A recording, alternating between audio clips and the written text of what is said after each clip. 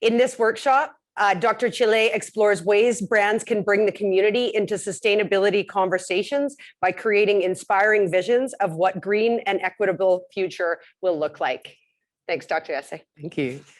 Yeah, thank you so much. Hello, everybody. I'm really excited to be part of the Brand Battle for Good today. And my heart is just so warm and full to see so many innovators, activators, and influencers coming together to create this community of transformation. So thank you so much for the invitation. It's very exciting to be here. Yeah, so today I want to chat with you all a little bit about solar punk visions of our future.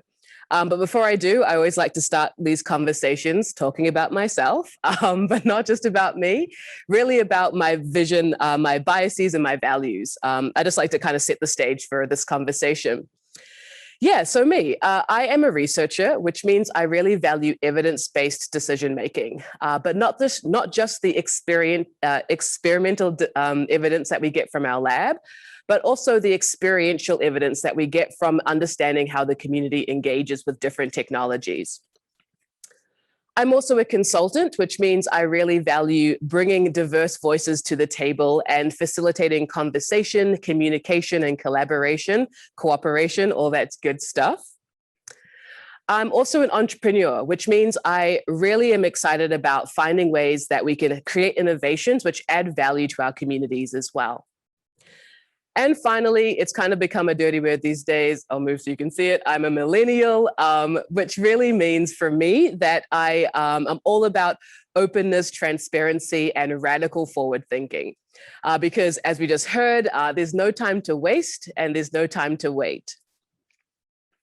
So I own and operate a company called the Regenerative Waste Labs. And as the name says, we're all about waste. And so we provide testing and research services to companies who want to understand how they can close the loop on their different products and packaging.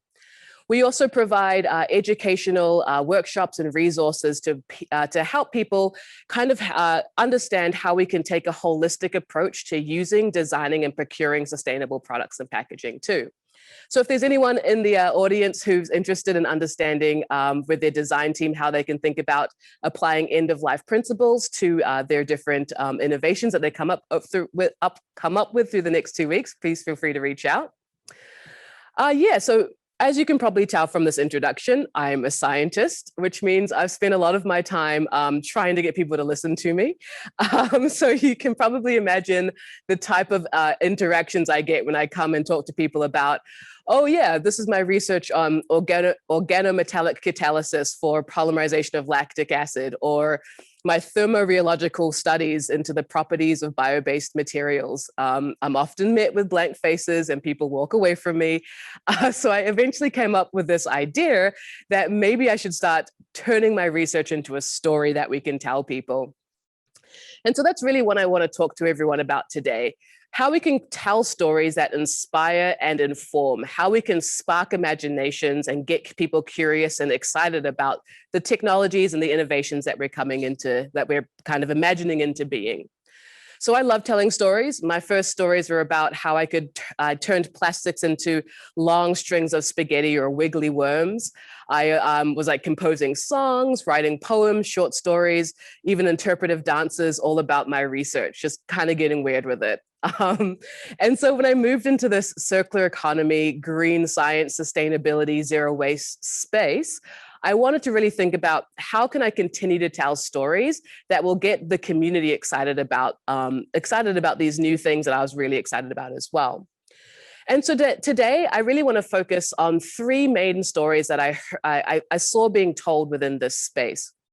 And I hope that after this conversation, I hope that you kind of get an understanding about why stories are so important and how stories are useful in bringing people into that conversation and getting us all in the same space. We can take that step forward into a green and equitable future together. So the first story is really about our current unsustainable world. And so in this story, humans are a force to be reckoned with, a destructive force, the Barringers of bad news, you could say. So we use our will to bend nature to fit our desires. We pillage, we exploit, we suck all the value from the world around us for the constant goal of wealth. And so we as humans, we can be winning. You know, we've got all this technology, we've got these beautiful cities that we've built around us, but our environment is losing. And in that vein, we are also losing because we can't be separated from our environment. So this is not a great story. It's objectively a pretty bad story, to be honest. And so it's not really surprising that you and myself, we're really trying to change the way that this story is being told. And we want to move into creating a story around sustainability. But what I've noticed is that we haven't really changed the narrative when we think about a sustainable world. So in the story of sustainability, you know, it looks really great. We've got this beautiful landscape, green bushes, blue oceans, all that good stuff. But in this story, we blame and we shame and we guilt each other for all the badness that's come about. We create rules and regulations to stop all our negative practices because we know that without our environment, we have no future. So we have to choose and decide to give up a lot in order to create space for the environment to heal and to thrive. So in this situation, we as humans, we're kind of losing, but the environment at least is starting to replenish itself.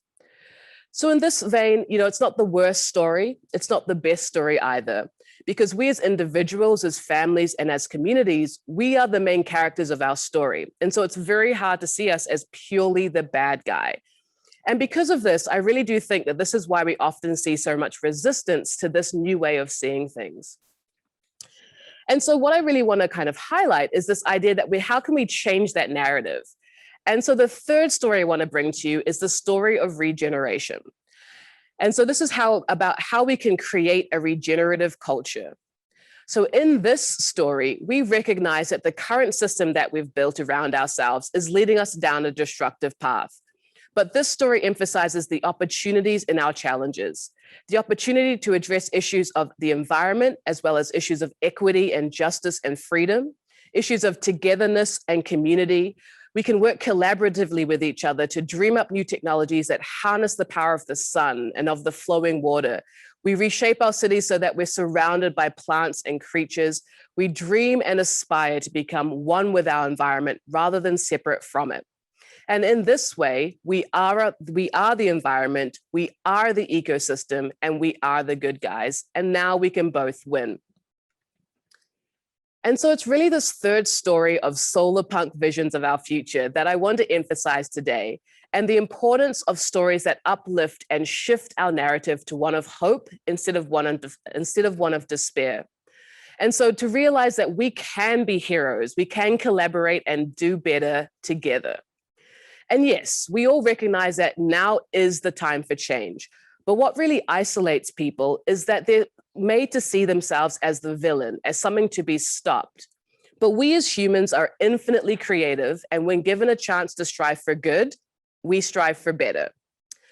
And so there's no way we can do this alone. We as brands and as business owners have a responsibility to reach out to our customers, our clients, and our communities to show them how our innovations are going to help us all step into a brighter and greener future together.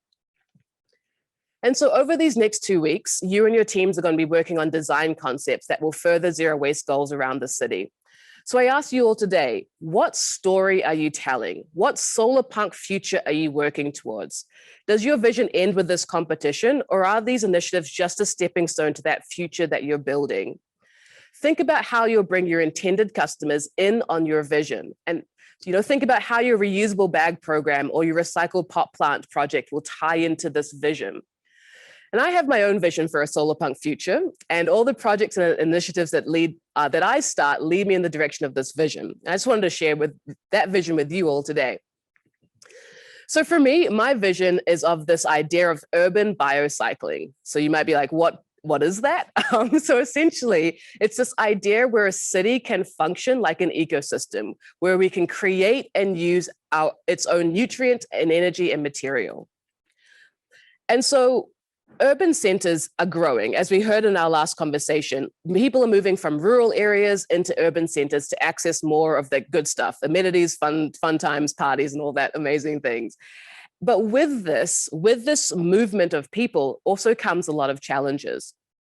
So we have very large, dense urban populations, And so some of these challenges include things like fragile food systems. Like in Vancouver, we import almost 90% of our food from outside the province, or outside the city, I should say. And that means, after 3 or 4 days, if there's no food coming in, we're going to run out of food in this city. We also have a lot of waste being trucked around the place. So we move it from the center of the city to the outskirts, and we need so much space for landfills. And so all of these are challenges, but within these challenges, I see a huge amount of opportunity.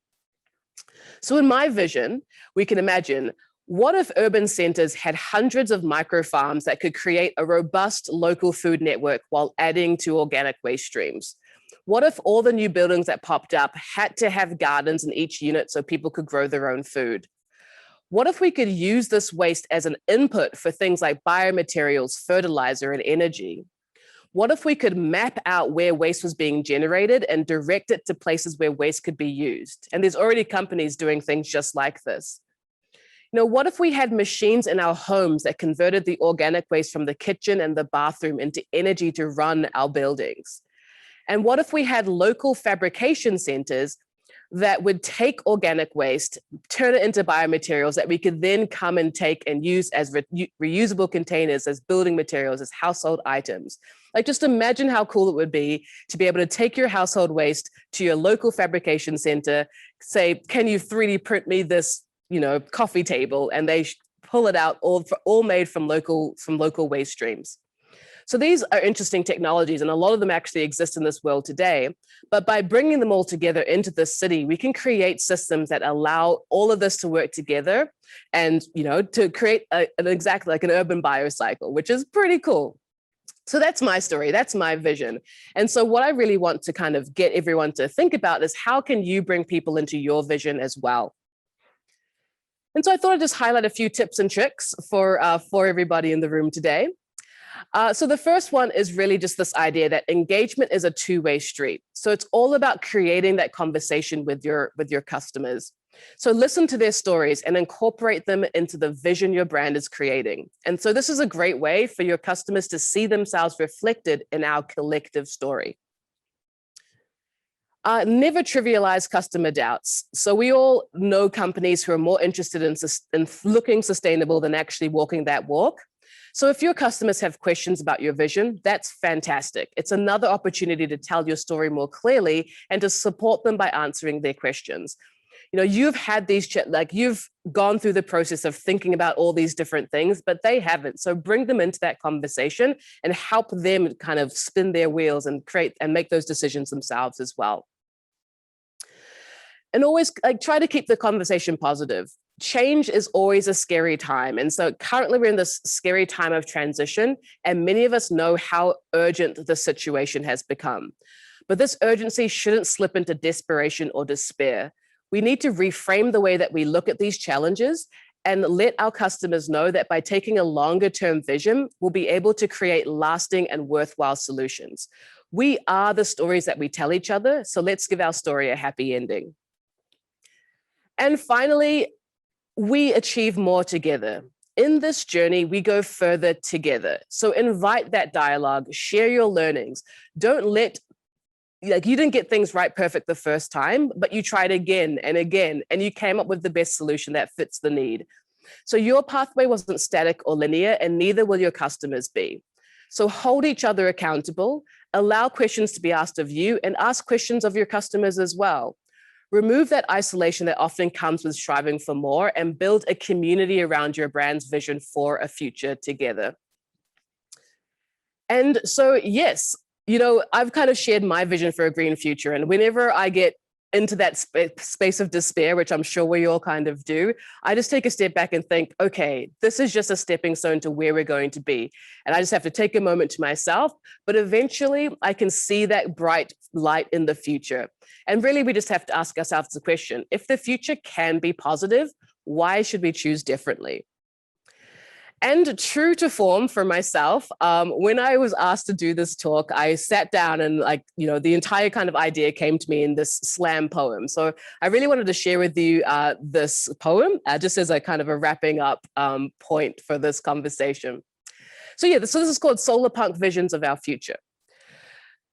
So this world with its shades of green, work still to be done, trade-offs and compromising. So easily we fall into a space of complacency, waiting for organizations that drag their feet so late into this game. So let's flip this switch and bring people in, show them our dream of radical solar punk green energy, a future supported by technology, powered by openness and inclusivity. Imagine ways to fuel cars with waste, build homes surrounded by green space, recirculate value and redesign our fate. By working together, we don't have to wait. Demand accountability, imagine the possibilities, change what we think we need. Why dispose of items with such speed? Find those gaps, support new growth, help people decide what they should know. Work together and share our wins. That's how we bring the community in. So thank you so much. It's been so amazing to be able to share some ideas and thoughts with you. Please feel free to reach out to me at the Waste Labs if you have any questions about how to close the loop on the things that you're making. Thank you so much.